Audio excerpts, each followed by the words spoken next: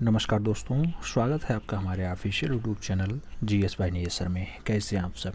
मैं आशा करता हूँ स्वस्थ होंगे, मस्त होंगे और अपनी तैयारी में व्यस्त होंगे। मित्रों, यहाँ तैयारी करने का मतलब एक ही है, आप टीजीटी आर्ट की तैयारी कर रहे हैं। और टीजीटी आर्ट में आप सब जानते हैं कि 148 पदों पर इस बार भर्ती है। उसके लिए आप लोग पसीना बहा रहे हैं, दिन रात एक कर रहे हैं। मित्रों, हम लोगों ने जो अभी तक क्लास पढ़ा है वो क्लास नंबर 19 तक हो चुका है।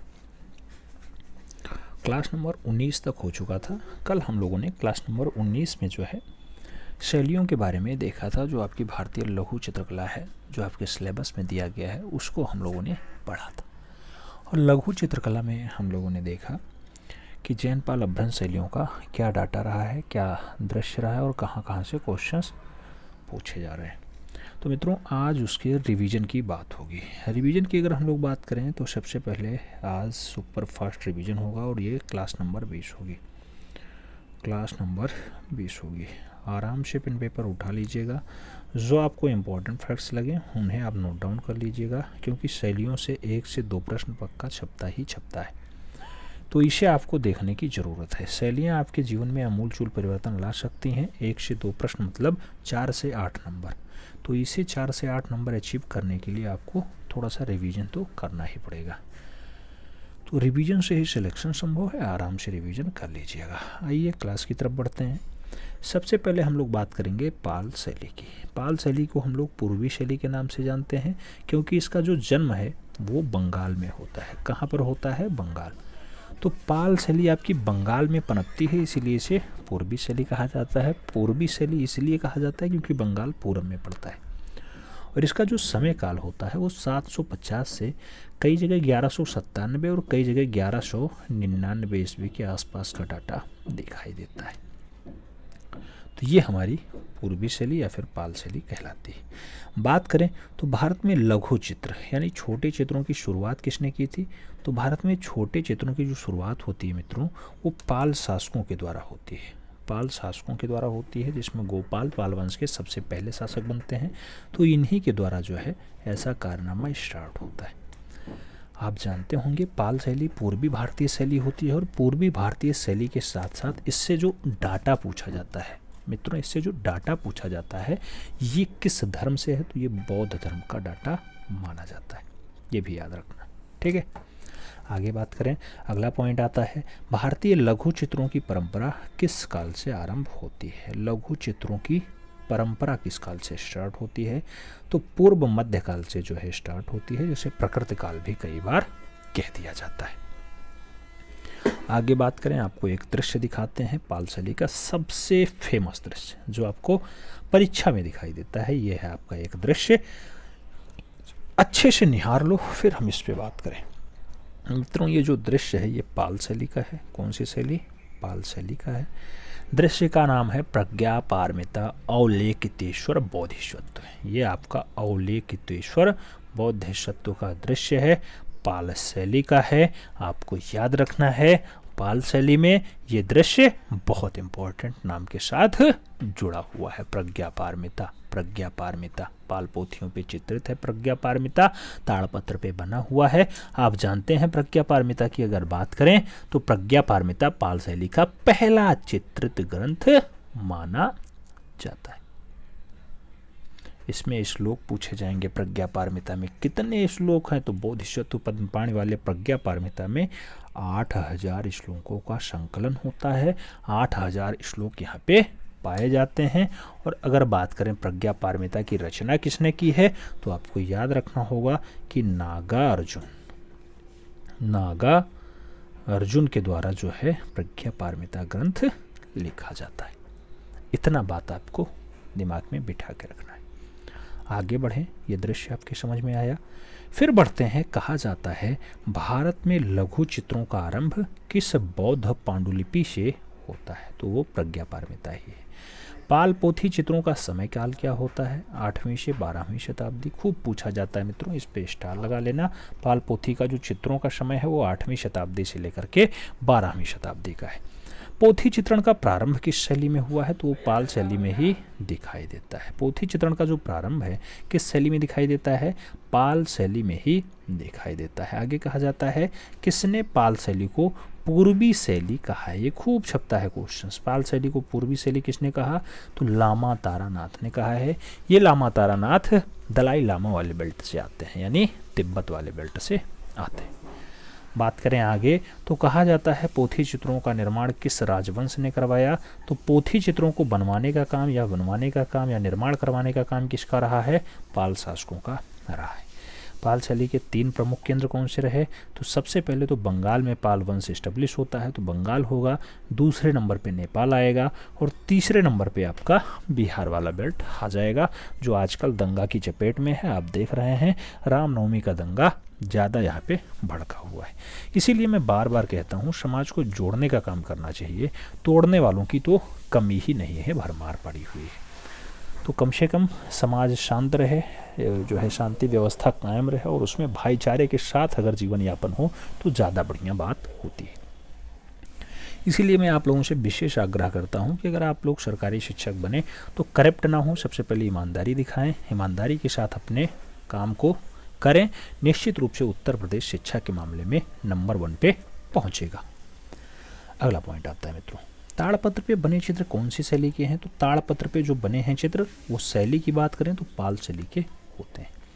और आगे बात करते हैं, अगला पॉइंट आता है पाल शैली के संरक्षक कौन होते हैं? तो जब पाल शैली के संरक्षण की बात होगी तो पाल शासक ही आएंगे, क्योंकि पाल वंश में ही पाल पोथियाँ बनी हैं, तो पाल शैली का संरक्षण भी जो है पाल शासकों के द्वारा ही किया जाएगा। आगे बात करते हैं, अगला पॉइंट आता है तिब्बती इतिहासकार लामा तारानाथ ने किसे पाल पोथी या पाल शैली का संस्थापक माना? तो पाल शैली का संस्थापक अगर पूछा जाए तो धीमान और वित्तपाल लगाना है, ये दोनों कलाकार हैं। और पाल वंश के संस्थापन की बात हो तो आपको गोपाल लगाना है। पाल वंश की स्थापना गोपाल ने की, 750 से 770 तक राजा रहे। जबकि पाल शैली की बात हो तो आपको धीमान और वित्तपाल का नाम याद होना चाहिए, धीमान और वित्तपाल का नाम याद होना चाहिए। आगे बात करते हैं मित्रों, अगला पॉइंट आता है भागलपुर बिहार में। कहाँ पर? भागलपुर में। भागलपुर बिहार में गंगा नदी के किनारे विक्रमशिला विश्वविद्यालय, कौन सा? विक्रमशिला विश्वविद्यालय की स्थापना किसने की? तो आप जानते हैं गोपाल के पुत्र का नाम होता है कौन? धर्मपाल। तो धर्मपाल ने बिहार भागलपुर में गंगा नदी के किनारे विक्रमशिला विश्वविद्यालय की स्थापना की थी। और आगे बात करते हैं गीत गोविंद के रचयिता की बात होगी। तो गीत गोविंद के रचयिता जयदेव हैं और ये किसके दरबार में रहा करते थे? तो जयदेव जी लक्ष्मण सेन के दरबार में रहा करते थे। लक्ष्मण सेन के दरबार में गीत गोविंद के रचयिता जयदेव रहा करते थे। बहुत अच्छे अच्छे जो है कलाकार रहते थे, कल की क्लास में हमने बताया है। आगे बात करें, पाल राजाओं के समय कांस्य मूर्तियां कला का प्रमुख केंद्र कौन सा रहा है? तो अगर कांसा की मूर्ति आपको देखनी है तो कुकिहार गया वाला बेल्ट देखिएगा, ये भी बिहार का हिस्सा होता है। तो कुकिहार गया में आपको कांस्य मूर्तियां दिखाई दे जाएंगी। और आगे बात करें, आरंभिक ग्रंथ चित्र किस पर बने हैं? तो आरंभ काल में जो ग्रंथ चित्र होते हैं मित्रों वो ताड़पत्र पे ही बने बताए जाते हैं। पाल पोथी चित्र बनाए गए हैं किस पे? ताड़पत्रों पे बनाए गए हैं। पाल शैली के दृष्टांत चित्रों में किस लिपि में जो है आलेखन मिलता है? तो लिपि की अगर बात होती है तो देवनागरी लिपि में आपको यहाँ पे आलेखन मिलता है। कुछ लिखा पढ़ा दिखाई दे तो लिपि आपकी देवनागरी लिपि हो जाती है। और आगे बात करते हैं बौद्ध ग्रंथ विनय पिटक। विनय पिटक कौन सी भाषा में लिखा गया? तो बौद्ध जैसे शब्द आए तुरंत एक ही भाषा लगाना, वो आपका पाली होगा। चाहे आप उपदेश की बात करें, चाहे आप जो है विनय पिटक हो, धम्म पिटक हो, अभिधम्म पिटक जिसे कहा जाता है, सुक्त पिटक की बात हो, ये तीनों पिटकों को बात करें अगर तो ये पाली भाषा में ही लिखे गए। आगे बात करते हैं मित्रों, अगला पॉइंट आता है पाल शैली में किस शैली को अपनाया गया? पाल चित्रों में कौन सी शैली अपनाई जाती है? तो पाल में 3 टाइप की शैली आती हैं, नाग शैली भी आती है, देव शैली भी आती है और यक्ष शैली भी आती है। तो इसमें जो है नाग शैली को अपनाया गया। पाल चित्रकला किस प्रदेश की होती है? सीधा क्वेश्चंस बना है, खूब छपा है, इस पे स्टार लगाना। तो ये छपते हैं क्वेश्चंस, तो बंगाल में जो है ये पाल शैली एस्टेब्लिश होती है, बंगाल की ये शैली मानी जाती है। तो पाल चित्रकला किस प्रदेश की है? बंगाल की है। आगे बात करते हैं अजंता की परंपरा विद्यमान है, कहाँ पे विद्यमान है? पाल शैली में ही विद्यमान होती है। बुद्ध योग मुद्रा में कमल पर आसीन है। बुद्ध योग मुद्रा में है, कमल पर आसीन है, कमल पर बैठे हुए हैं। किस शैली का उत्कृष्ट उदाहरण होता है? तो ये आपकी पाल शैली का बढ़िया वाला नमूना होता है। पाल शैली का बढ़िया वाला क्या माना जाता है? उदाहरण माना जाता है। आगे बात करते हैं, अगला पॉइंट आता है मित्रों, कहा जाता है प्रमुख सचित्र पाल पोथी। प्रमुख सचित्र पाल पोथियाँ कौन कौन सी हैं? तो पहला नाम प्रज्ञा पारमिता का आता है, दूसरा नाम साधनमाला का आता है, तीसरा नाम पंचशिखा का आता है, चौथा नाम करण देव गुहा का आता है, पांचवा नाम गंधर्व व्यूह का आता है। तो गंधर्व व्यूह, करण देव गुहा, पंचशिखा, साधनमाला और प्रज्ञा पारमिता ये पाल काल में अच्छी पोथियां मानी जाती हैं। ये सब आपसे पूछा जाता है। ठीक है, आगे बात करते हैं, पाल के लघु चित्र किससे संबंधित होते हैं? तो पाल के जो लघु चित्रण हैं यानी छोटे छोटे चित्रण हैं, ये किससे संबंधित है मित्रों? ये बौद्ध धर्म से संबंधित माने जाते हैं। आगे कहें तो पाल पोथियां संबंधित हैं, किससे संबंधित हैं? महायान बौद्ध धर्म से संबंधित मानी जाती हैं पाल पोथियां। पाल चित्र शैली का जो आधार ग्रंथ है वो क्या है? तो वो प्रज्ञा पारमिता ही होता है। आगे बात करें, ताड़पत्र पे चित्रित पहला ग्रंथ कौन सा है? प्रज्ञा पारमिता ही है, प्रज्ञा पारमिता है। पाल शैली में चित्रित प्रथम ग्रंथ कौन सा है? तब भी आपको प्रज्ञा पारमिता लगाना होगा। महायान बौद्ध ग्रंथ की अगर बात हो तो आप जानते हैं बौद्ध धर्म को ही दो भागों में बांटा जाता है, एक तो महायान और जो है आपका दिगंबर, और जो है श्वेतांबर में बढ़ते हैं वो आपके जैन धर्म होते हैं, जबकि यहाँ पे आपको महायान में देखना होगा। तो महायान बौद्ध ग्रंथ का सबसे बढ़िया वाला तो प्रज्ञा पारमिता है। इसका जो रचना काल है 100 ईसा पूर्व से 600 ईसा पूर्व तक, 100 ईसा पूर्व से लेकर के 600 ईस्वी तक होता है। और इसमें जो श्लोकों की संख्या है वो कितनी है? 8000 श्लोक लिखे हुए हैं प्रज्ञा पारमिता में, जो हमने स्टार्टिंग में बात की थी। प्रज्ञा पारमिता पाल वंश का, यानी आपको दिखाना है कि बौद्ध धर्म का पहला नमूना होता है। इसमें 8000 श्लोक होते हैं और इसको जो है किसके द्वारा लिखा जाता है? तो इसकी रचना प्रज्ञा पारमिता ग्रंथ की जो रचना है मित्रों वो की जाती है नागार्जुन के द्वारा, याद रखना। आगे बात करते हैं, अगला पॉइंट आता है, पाल युगीन पांडुलिपि चित्र अधिकांशतः आधारित है, किस पे आधारित है? बौद्ध धर्म पर आधारित है, बौद्ध धर्म पे आधारित है। आगे बात करते हैं, अगला पॉइंट आएगा, पाल शैली में बने चित्रों का आकार कैसा है? तो 22.25 इंच जो है इसकी लंबाई है और 2 इंच इसकी चौड़ाई है। तो 22 सही 1/4 इंच लंबा होगा और 2 सही 1/4 इंच इसकी चौड़ाई लगाइएगा। यह आपके पाल वंश में बने चित्रों की लंबाई चौड़ाई की बात हो गई, आकार की बात हो गई। आगे बात करें तो पाल शैली के चित्रों में कौन से रंग का प्रयोग नहीं हुआ है? अगर रंग की बात हो तो आप गोल्डन कलर मत लगाना, स्वर्ण रंग का प्रयोग बिल्कुल भी पाल शैली में नहीं हुआ है, स्वर्ण। ठीक है, आगे बात करें, आगे जो बात होगी मित्रों वो आपके जैन शैली से होगी, जिसे अभ्रंश शैली या फिर पश्चिम भारतीय शैली भी कहा जाता है। आप जानते हैं पश्चिम भारतीय शैली मतलब जो दक्षिण भारत से नहीं, सीधे सीधे आपके पश्चिम वाले बेल्ट से, गुजरात वाले बेल्ट से आ जाए वो आपकी पश्चिम भारतीय शैली हो जाएगी। तो 1100 ईस्वी से 1500 ईस्वी के मध्य का जो डाटा होता है वही आपका पश्चिमी शैली होता है। जैन चित्रकला कहलाती है, ये लघु चित्र होते हैं, याद रखना है। जैन शैली को पश्चिम भारतीय शैली कह करके कौन से विद्वान ने पुकारा था? तो जैन शैली को पश्चिम भारतीय शैली कहा, ऐसा कारनामा आनंद कोटिश कुमार स्वामी ने दिखाया था। आगे बात करते हैं, आपको एक दृश्य दिखाया जाता है जैन शैली या फिर अभ्रंश शैली का सबसे बढ़िया रचना, तो ये मित्रों आपका कल्पसूत्र है। अच्छे से देख लो, ये आपकी रचना जो दिखाई दे रही है ये कल्पसूत्र है। कल्पसूत्र में बहुत सारे ग्रंथों की बात होती है, आप देखते होंगे।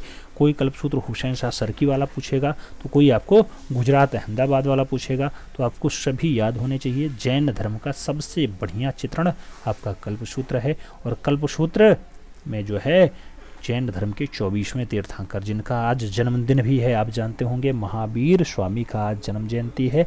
आप सभी को उसकी बहुत बहुत शुभकामनाएं। तो भगवान महावीर का दृश्य आपको कल्पसूत्र में ही दिखाई देता है, ये देख लो मित्रों, ये आपका कल्पसूत्र है, ये भगवान महावीर है। ठीक है, जैन धर्म के 24वें तीर्थंकर होते हैं। आप सभी को पुनः एक बार बहुत बहुत शुभकामनाएं। कैसा बढ़िया संयोग है कि आज उनका जन्म शताब्दी भी है और हम लोग एक साथ जो है पढ़ भी रहे हैं। आज उनका जन्म जयंती है और उसके साथ हम लोग वही टॉपिक भी पढ़ रहे हैं, ये बहुत अच्छी बात है। आगे बात करते हैं मित्रों, देखो पॉइंट आता है जैन अभ्रंश शैली में क्या है? कल्पसूत्र है। कल्पसूत्र में क्या है? महावीर का जन्म चित्रित किया गया। महावीर कौन थे? जैन धर्म के 24वें तीर्थंकर होते हैं। इनका जन्म चित्रित किया गया किसमें? तो कल्पसूत्र में चित्रित किया गया। अभ्रंश शैली में अंग प्रत्यंग बने होते हैं। कैसे? तो अंग और प्रत्यंग, अंग आपका स्थिर होता है और जो प्रत्यंग आपका है वो जकड़ा हुआ दर्शाया गया है अभ्रंश शैलियों में। भारत में सचित्र पुस्तकें सर्वप्रथम किस माध्यम में आती हैं? तो सचित्र पुस्तकें, जो चित्रित वाली पुस्तकें पुस्तकें हैं वो सबसे पहले कागज़ पे आपको दिखाई दे जाएंगी। आगे बात करें मित्रों, अगला पॉइंट आता है जैन लघु चित्रों का जो मुख्य विषय रहा है, खास विषय रहा है, वो क्या कर रहा है? तो तीर्थंकर और उनकी जीवनी के बारे में जैन लघु चित्रों का मुख्य विषय बताया जाता है, तीर्थंकर और उनकी जीवनी। आगे बात करें जैन चित्रकला भारत के किस क्षेत्र की होती है? तो पश्चिम भारतीय क्षेत्र की होती है जैन चित्रकला। और अगर हम लोग बात करते हैं तो थोड़ा सा एक दृश्य देख लें महावीर स्वामी के ऊपर। देख लो, आज महावीर स्वामी का जन्मदिन है, तो आपको अच्छे से बाबा महावीर अनंत कृपा दृष्टि बनाए रखें। ये आपका महावीर स्वामी का दृश्य है, अच्छे से देखिएगा। इनके मृत्यु, जन्म और आगे की बात करें तो महावीर स्वामी 599 ईसा पूर्व में जन्म, 527 ईसा पूर्व में इनकी मृत्यु होती है। जैन धर्म के 24वें और अंतिम तीर्थंकर होते हैं कौन? महावीर स्वामी। महावीर स्वामी का जन्म कहाँ हुआ? तो कुंडलग्राम में होता है। महावीर का जन्म कब हुआ? तो 599 ईसा पूर्व लगाना। महावीर को कैवल्य मतलब होता है ज्ञान, तो ज्ञान की प्राप्ति कब होती है मित्रों? तो जाम्भिक ग्राम के समीप एक ऋजुपालिका नदी बहती है, उसके तट पर एक साल वृक्ष होता है, उसी के नीचे बैठ करके इन्हें जो है ज्ञान की प्राप्ति होती है, यानी कैवल्य प्राप्त होता है। बात करें महावीर स्वामी के पिताजी की, तो सिद्धार्थ इनके पिता का नाम है। माता का जो नाम होता है मित्रों त्रिशला होता है, और इनकी जो पत्नी का नाम है उनका नाम यशोदा होता है। पत्नी का नाम यशोदा है, महावीर स्वामी की पत्नी का नाम यशोदा है। जबकि महावीर स्वामी की एक पुत्री होती है, पुत्री का नाम क्या होता है? अड़ोज्या होता है। कई जगह आपको प्रियदर्शनी इनका नाम जो है लिखा मिलेगा, तो अड़ोज्या या फिर प्रियदर्शनी एक ही बात होती है, महावीर स्वामी की पुत्री का नाम होता है। और अड़ोज्या या प्रियदर्शनी के जो पति हैं उनका नाम क्या होता है? तो मित्रों वो महावीर स्वामी के पहले अनुयायी बनते हैं, उनके दामाद नाम होता है जमाली। तो जमाली जो है अड़ोज्या या प्रियदर्शनी के पति का नाम है। आगे बात करें महावीर स्वामी की मृत्यु कब होती है? 527 ईसा पूर्व के लगभग हो जाती है। 72 वर्ष की आयु में इन्होंने राजगृह के पावापुरी में अंतिम सांस ली है। पावापुरी में इन्होंने अंतिम सांस ली। आगे बात करें जैन धर्म के संस्थापक और पहले तीर्थंकर, तो ऋषभदेव आता है। लेकिन जब पूछा जाए जैन धर्म के वास्तविक संस्थापक कौन है, तब आपको लगाना होता है महावीर स्वामी। आगे बात करें मित्रों अपभ्रंश चित्रों का विषय क्या होता है? तो अपभ्रंश चित्रों का जो विषय है वो जैन ही होता है। और कल्पसूत्र का सर्वप्रथम चित्रण शैली किसमें हुआ है? तो कल्पसूत्र चित्रित होता है सबसे पहले आपको जैन शैली में ही चित्रित दिखाई देगा। कल्पसूत्र किसकी रचना है? तो आप जानते हैं कि कल्पसूत्र जो रचना है वो भद्रबाहु के द्वारा रचित है, तो भद्रबाहु की रचना है कल्पसूत्र। आगे बात करें परली आंख किस शैली के चित्रों की विशेषता है? तो परली आंख जो विशेषता बताई जाती है वो कल्पसूत्र नहीं अपभ्रंश शैली की विशेषता बताई जाती है। परली आंख जो विशेषता होती है वो अपभ्रंश शैली की बहुत अच्छी विशेषताओं में शुमार है। आगे बात करते हैं मित्रों, अगला पॉइंट आता है। अगला पॉइंट आपसे पूछा जाता है कि सवा चश्म चेहरा कैसा? सवा चश्म चेहरा, चेहरे के बाहर निकली हुई बड़ी बड़ी आंखें इत्यादि किस शैली की विशेषताएं हैं? तो ये सारी जो विशेषताएं हैं जैन शैली की होती हैं। खिलौने की तरह पशु पक्षियों का अलंकरण किस शैली में हुआ है? तो ऐसा दृश्य आपको अपभ्रंश शैली में दिखाई दे जाएगा। और आगे बात करेंगे मित्रों, अगला पॉइंट आएगा, पूछा जा रहा है जैन धर्म के अनेक तीर्थंकर, क्या जैन धर्म के अनेक तीर्थंकर किस सचित्र पुस्तक में चित्रित हैं? तो आप जैन धर्म की बात करेंगे तो कालकाचार्य कथा में ज़्यादातर तीर्थंकर चित्रित हैं। आप जानते हैं जैन धर्म के 24 तीर्थंकर होते हैं, जिसमें महावीर स्वामी अंतिम वाले होते हैं। पहले वाले में कौन होते हैं? ऋषभदेव होते हैं, जो संस्थापक के रूप में जाने जाते हैं। तो कालकाचार्य कथा में ज़्यादातर तीर्थंकरों के बारे में लिखा हुआ है। आगे बात करें कालकाचार्य कथा, यह क्या है? तो एक जैन का हस्तलिखित चित्रण वाला दृश्य है, यानी हस्तलिखित चित्र है कालकाचार्य कथा। और आगे बात करते हैं कालकाचार्य कथा और कल्पसूत्र चित्रित किया गया है किसमें? तो जैन के लघु चित्रण में इसे चित्रित किया गया। जैन लघु चित्रों में कालकाचार्य कथा भी चित्रित है और कल्पसूत्र भी चित्रित है। आगे बात करते हैं, अगला पॉइंट आता है जैन चित्र जो है सबसे पहले कागज पर बने किस शताब्दी में बने? 4वीं शताब्दी नहीं, 14वीं शताब्दी लगाना। 14वीं शताब्दी, कई जगह ये 15वीं शताब्दी भी लिखा मिलता है, और कई एडवांस बुक में तो आपको ये 16वीं शताब्दी भी दिखाई दे जाता है। लेकिन 14वीं 15वीं शताब्दी ज़्यादा आंसर्स बना है, कभी आयोग ने 14वीं तो कभी 15वीं आंसर्स माना है, याद रखना। अगला पॉइंट आता है भारतीय चित्रकला के इतिहास में कागज का सर्वप्रथम प्रयोग हुआ। तो मित्रों सबसे पहले भारतीय चित्रकला में जो कागज प्रयोग होता है वो जैन शैली में ही होता है। आगे बात करें, जैन शैली का प्राचीनतम चित्रित ग्रंथ कौन सा है? तो निशीथ चूर्णी प्राचीनतम चित्रित ग्रंथ की बात होती है। प्राचीनतम माने पुराना, पुराना चित्रित ग्रंथ जैन धर्म का या जैन शैली का सबसे पहला वाला कौन सा? निशीथ चूर्णी लगाओ, निशीथ चूर्णी लगाओ। आगे बात करते हैं, श्लेषणाका पुरुष चरित्रम के रचयिता कौन है मित्रों? ये खूब पूछा जाता है आपसे रचना। श्लेषणाका पुरुष चरित्रम, ये इसकी रचना किसने की है? इसके रचयिता कौन है? तो नाम आएगा हेमचंद्राचार्य। हेमचंद्राचार्य श्लेषणाका पुरुष चरित्रम के रचयिता हैं, रचनाकार हैं। आगे बात करें मित्रों, अगला पॉइंट आता है निशीथ चूर्णी। कौन सा पॉइंट आता है? निशीथ चूर्णी। ये जिनदास गणी द्वारा रचित है। इसका निर्माण किसके समय हुआ? तो निशीथ चूर्णी का जो निर्माण है वो सिद्धराज जयसिंह के समय होता है, 1100 ईस्वी के आसपास होता है। और आप जानते हैं कि 1100 ईस्वी से 1500 ईस्वी के मध्य का जो डाटा होता है वही जैन शैली का डाटा होता है या फिर अभ्रंश शैली का डाटा होता है। आगे बात करते हैं, अगला पॉइंट आता है कल्पसूत्र। कौन सा? कल्पसूत्र। इसकी सबसे उत्तम प्रति कहाँ पे है? तो खूब पूछा जाता है। कल्पसूत्र की सबसे बढ़िया वाली चित्रित प्रति कहाँ है? आपके जौनपुर में है, जिसे भारत का सिराज ए हिंद कहा जाता है। जो गोमती नदी के किनारे है, भारत का सिराज ए हिंद। आगे बात करें मित्रों, अगला पॉइंट आता है कि कल्पसूत्र की कौन सी प्रति सर्वश्रेष्ठ है तथा स्वर्ण अक्षरों में लिखी गई, यानी सोने के अक्षरों में दर्शाई गई, गोल्डन कलर में दर्शाई गई। नाम दिया जाता है जौनपुर के बादशाह हुसैन शाह सरकी के समय चित्रित 1467 ईस्वी की जो प्रति है वही बड़ौदा के ज्ञान मंदिर में वर्तमान में सुरक्षित है। वही सबसे बढ़िया वाली स्वर्ण अक्षरों वाली कल्पसूत्र है। आगे बात करते हैं, अगला पॉइंट आता है कहा जाता है मित्रों, इस समय जौनपुर की तुलना ईरान के किस कला केंद्र से की जाती थी? तो उसे सिराज से की जाती थी। ईरान का एक शहर है सिराज, तो इसीलिए भारत का एक शहर होता है जिसका नाम जौनपुर होता है, उसे सिराज ए हिंद कहा जाता है। जो ईरान के शहर सिराज से तुलनात्मक अध्ययन है तो इसीलिए उसे सिराज ए हिंद कहा जाता है। आगे बात करें तो किस ग्रंथों में अपभ्रंश शैली के चित्र मिलते हैं? तो मित्रों 6-7 ग्रंथ हैं जिसमें आपको अपभ्रंश शैली के चित्र दिखाई दे जाएंगे। जैसे आप बाल गोपाल स्तुति देखेंगे तो इसमें आपको अपभ्रंश शैली के चित्र दिखाई देंगे। रति रहस्य देखिएगा, वहाँ भी दिखाई दे जाएंगे। दुर्गा सप्तशती की अगर बात हो तो दुर्गा सप्तशती की अगर बात हो, ऐसी रचना भी आप देखेंगे, वहाँ भी अपभ्रंश शैली के दृश्य दिखाई देंगे। बसंत विलास की बात हो, वहाँ भी आपको अपभ्रंश शैली के दृश्य दिखाई देंगे। कल्पसूत्र की बात हो, वहाँ भी अपभ्रंश शैली दिखाई देता है। कालकाचार्य कथा की अगर बात होती है उसमें भी अपभ्रंश शैली के चित्र आपको दिखाई दे जाएंगे। निशीथ चूर्णी की अगर बात हो तो निशीथ चूर्णी जो है वहाँ भी अपभ्रंश शैली के दृश्य दिखाई देते हैं। कथा सारित्य सागर की अगर बात हो तो कथा सारित्य सागर जो है यहाँ पर भी आपको अपभ्रंश शैली के चित्र देखने को मिल जाएंगे।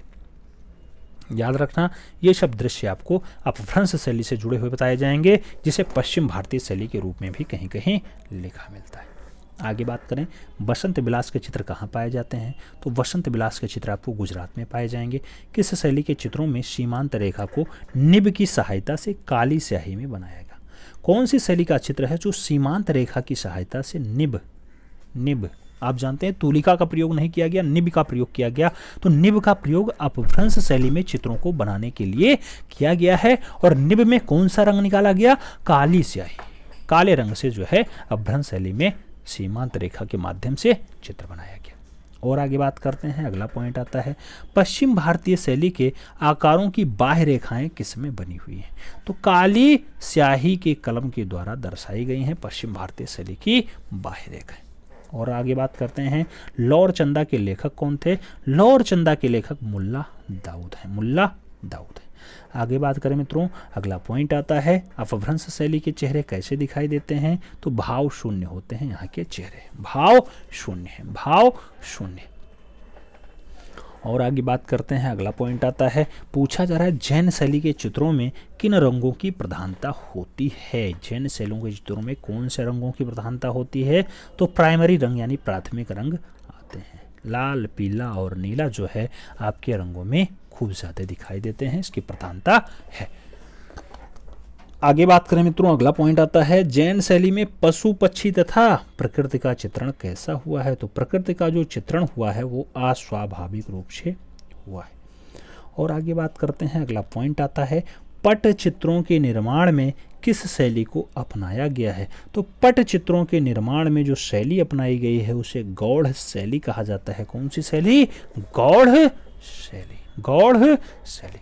आगे बात करते हैं, कहा जाता है कपड़े पर निर्मित उस काव्य कलाकृति का नाम बताइए जो श्री मेहता को गुजरात से मिली थी। तो श्री मेहता को गुजरात से मिली वसंत विलास नाम होता है। वसंत विलास का जो लिपि काल है 1451 ईस्वी है। 1451 ईस्वी है। आगे बात करते हैं, अगला पॉइंट आएगा बसंत विलास। बसंत विलास में कितने चित्र प्राप्त होते हैं मित्रों? तो वसंत विलास की अगर बात हो तो आपको याद रखना होगा कि 79 चित्रों का उल्लेख वसंत विलास में हुआ है। 8000 श्लोक कहाँ पे हैं? बौद्ध ग्रंथ का प्रज्ञापारमिता, वहाँ पे 8000 श्लोक थे। बसंत विलास में कितने चित्र हैं? 79 है। पूछा जाता है क्वेश्चन, इसलिए बता रहे हैं।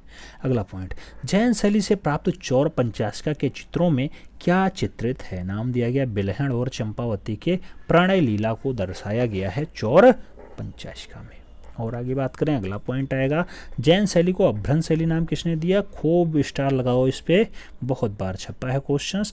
राय कृष्ण दास ने जैन शैली को अपभ्रंश शैली कह करके पुकारा था। जबकि जैन शैली की खोज की अगर बात की जाए तो जैसे खोज नाम आए आनंद कोटिश कुमार स्वामी, आप लगाना आंसर्स। आगे बात करते हैं मित्रों, आगे कहा जाता है जैन शैली। जैन शैली के चित्रों का धरातल क्या होता है? तो जैन शैली में चित्र जो है ताड़पत्र पे भी बने हैं, कपड़े पर भी बने हैं, कागज पर भी बने हैं और दीवार यानी भित्ति पर भी बने हुए हैं। तो ताड़पत्र, कपड़ा, कागज और भित्ति पे जो है आपको जैन शैली के चित्र दिखाई दे जाएंगे। आगे बात आती है, अगला पॉइंट आता है पाक शास्त्र का ग्रंथ है न्यामतनामा। क्या? न्यामतनामा। ये किसके राज्यकाल में लिखा गया? न्यामतनामा जो है गयासी दून खिलजी के शासनकाल में लिखा जाता है। 1469 से 1500 ईस्वी के समय में न्यामतनामा का रचना हो जाता है। आगे बात करते हैं, अगला पॉइंट आता है जैन शैली का आरंभ। जैन शैली का आरंभ और विकास हुआ 11वीं ईस्वी से लेकर के 15वीं ईस्वी तक जो है जैन शैली का आरंभ और विकास हुआ है। आगे बात करें, जैन शैली की खोज किसने की है? तो डॉक्टर आनंद कोटिश कुमार स्वामी ने जो है जैन शैली को खोजा है। अभी जस्ट हमने बताया था। अगला पॉइंट आता है मित्रों कि सन 1924, क्या सन 1924 ईस्वी में बर्लिन म्यूजियम जर्मनी में कल्पसूत्र की सचित्र प्रति किसने खोजी? तो आनंद कोटिश कुमार स्वामी ने। ये सन खूब पूछा जाता है, किस सन में? तो 1924 में, 1924 में खोजा गया। आगे बात करते हैं गीत गोविंद और कल्पसूत्र। क्या?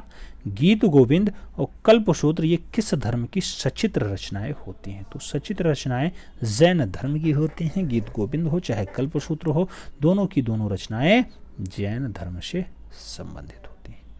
अगला पॉइंट आता है रति रहस्य। क्या? रति रहस्य। रति रहस्य हो, कामसूत्र हो। रति रहस्य और कामसूत्र ग्रंथों पर आधारित चित्र किस शैली में सबसे पहले बनाए गए हैं? कौन सी शैली में सबसे पहले बनाए गए? तो जैन शैली में ऐसे दृश्य आपको दिखाई दे जाएंगे। रति रहस्य और कामसूत्र जो है ये जैन शैली में सबसे पहले बनाए गए चित्र होते हैं, याद रखना है। तो मित्रों, जो आपको कल क्लास पढ़ाई गई थी, क्लास नंबर 19, उसी का सारगार्भित रिवीजन आपको, सुपर फास्ट रिवीजन आपको आज देखने को मिला है। उम्मीद है समझ में आया होगा। जिस पॉइंटों पे खास करके बात की गई हो उन सभी को समझने का प्रयास करना, रिवीजन करने का प्रयास करना। 3 से 4 बार कम से कम रिवीजन करना। 3 से 4 बार, एक क्लास 3-4 बार आप देख लेना या सुन लेना, या हो सके तो एक बार देख लेना और आप नोट डाउन कर लेना, आपका ज़्यादा बढ़िया से तैयार हो जाएगा। बाकी अब भ्रंश शैली के चित्र पूछें तो बाल गोपाल स्तुति, रति रहस्य, दुर्गा सप्तती, वसंत विलास, कल्पसूत्र, कालकाचार्य कथा, निशीथ चूर्णी और कथा साहित्य सागर में पूछा जाता है। और अगर आपसे पूछ ले क्या पाल वंश वाला, तो पाल शैली में आप जानते हैं कि साधना माला, पंचशिखा, प्रज्ञापारमिता, करनदेव गुहा और गंधर्व से चित्र मिलते हैं। तो ये सब बात आपकी दोनों में डिफरेंसेस के साथ आती हैं। हमें उम्मीद है समझ में आया होगा, और समझ में आया है तो आराम से क्या करना, पढ़ाई करना, जिससे आपका 148 फतेह हो सके, आपका सपना साकार हो सके और आप उत्तर प्रदेश को सशक्त बना सकें। मिलते हैं क्षण में, तब तक के लिए दिल से सल्यूट। जय हिंद।